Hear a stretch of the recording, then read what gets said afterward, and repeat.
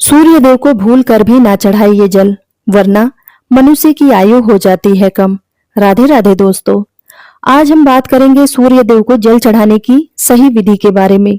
क्या आप जानते हैं कि यदि सूर्य देव को जल देने में कुछ महत्वपूर्ण नियमों का पालन नहीं किया जाए तो इसके गंभीर परिणाम हो सकते हैं।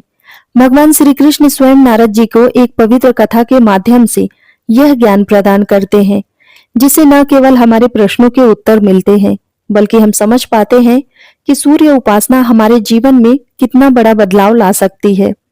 इसीलिए इस कथा का विस्तार से श्रवण करें और जानें कि किस प्रकार से सूर्य देव को जल अर्पित करने से हमारे जीवन में शुभता, स्वास्थ्य और समृद्धि का आगमन होता है।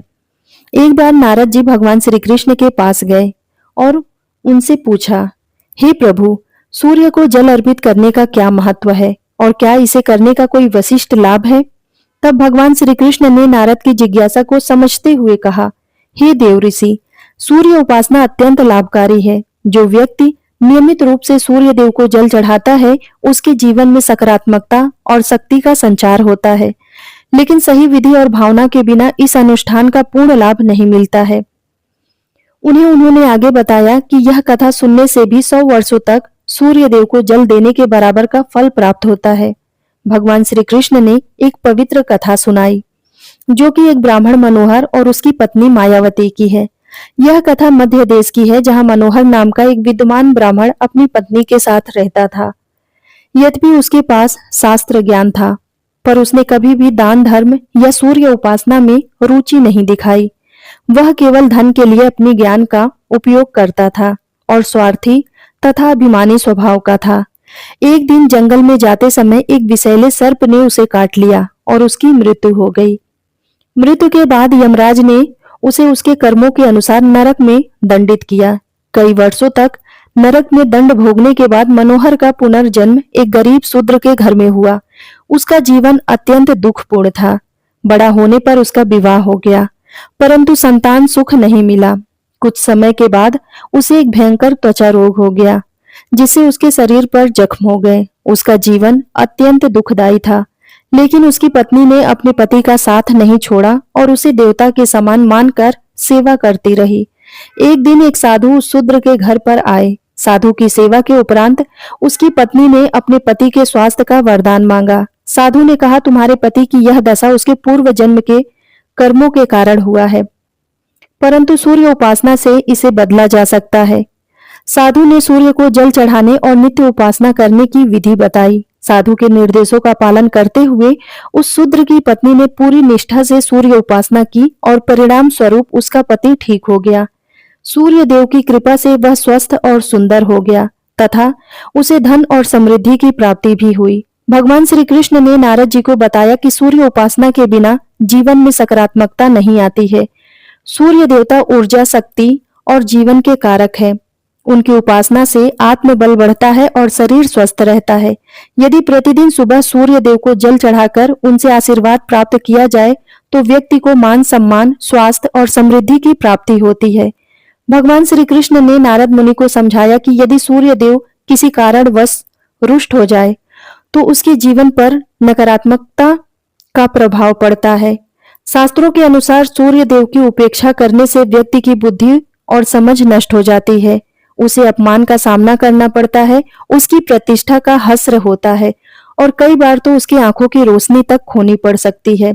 इसके अलावा उसे अशुद्ध और खराब भोजन मिल सकता है, जिससे उसके स्वास्थ्य पर भी प्रतिकूल प्रभाव पड़ता है। इन कठिनाइयों के परिणाम स्वरूप उसकी विद्या भी नष्ट हो जाती है, स्मरण शक्ति कमजोर हो जाती है और यहाँ तक कि पिता पुत्र के बीच विवाद उत्पन्न होने लगते हैं।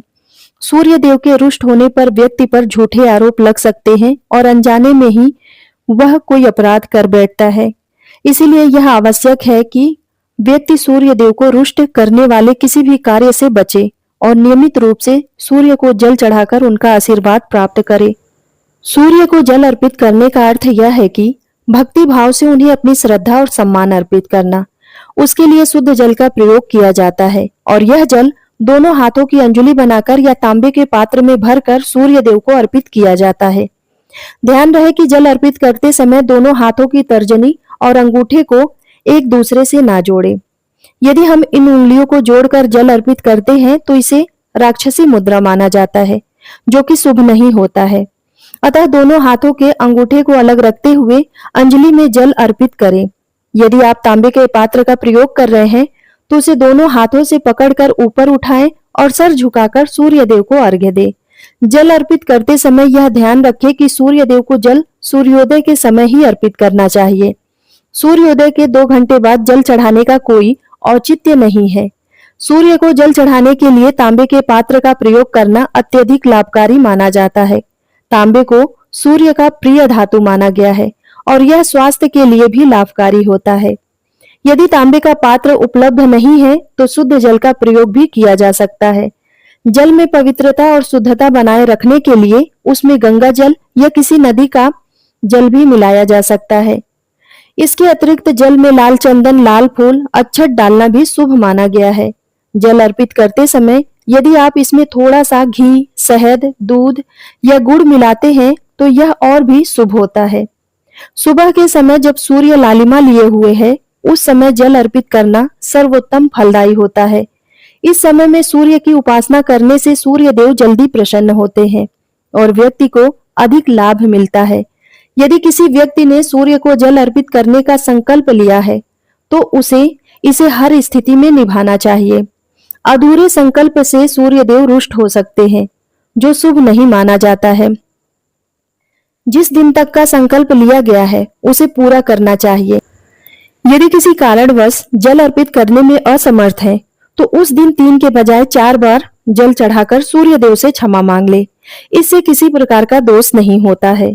भगवान श्री कृष्ण ने नारद मुनि को सूर्य उपासना के महत्व के बारे में बताते हुए कहा, यह व्यक्ति को दरिद्रता से मुक्ति दिलाता है और उसे सुख समृद्धि प्रदान करती है। सूर्य को जल चढ़ाते समय मंत्र का उच्चारण अवश्य करना चाहिए। भगवान श्री कृष्ण द्वारा बताए गए मंत्र ओम घृणी सूर्याय नमः, इन मंत्रों का उच्चारण करते हुए जल अर्पित करने से व्यक्ति के जीवन की दरिद्रता समाप्त होती है और उसे शारीरिक, मानसिक और आर्थिक लाभ मिलता है। साथ ही नियमित रूप से सूर्य उपासना करने से व्यक्ति का मनोबल और आत्मविश्वास भी बढ़ता है, जिससे वह हर कठिनाइयों का सामना दृढ़ता से कर सकता है।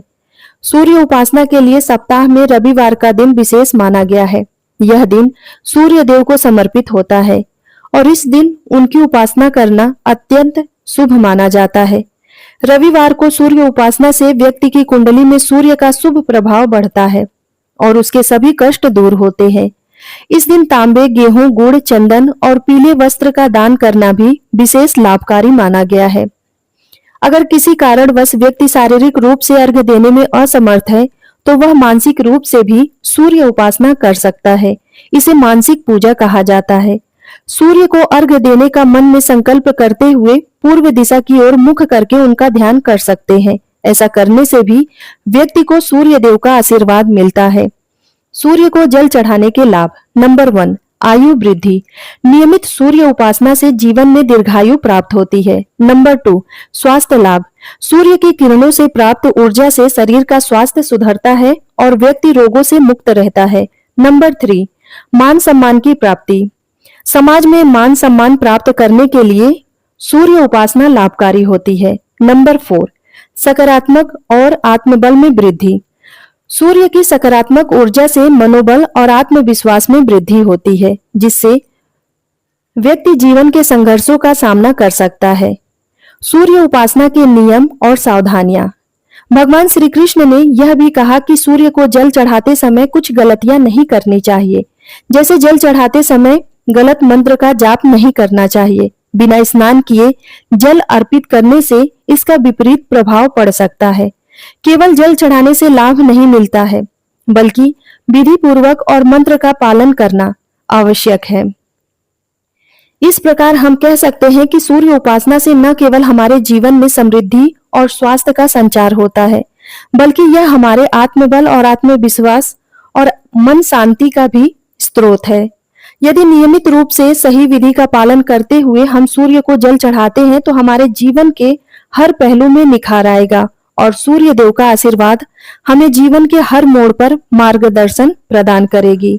तो दोस्तों, आज से ही सूर्य देव को जल चढ़ाने का नियम अपनाएं और अपने जीवन में सुविधा और सुख समृद्धि लाए। यदि आप सबको यह जानकारी अच्छी लगी हो तो हमारे वीडियो को एक लाइक करें, चैनल को सब्सक्राइब करें और कमेंट बॉक्स में जय श्री कृष्ण जरूर लिखें। साथ ही इस जानकारी को अपने मित्रों और परिजनों के साथ शेयर भी जरूर करें। धन्यवाद।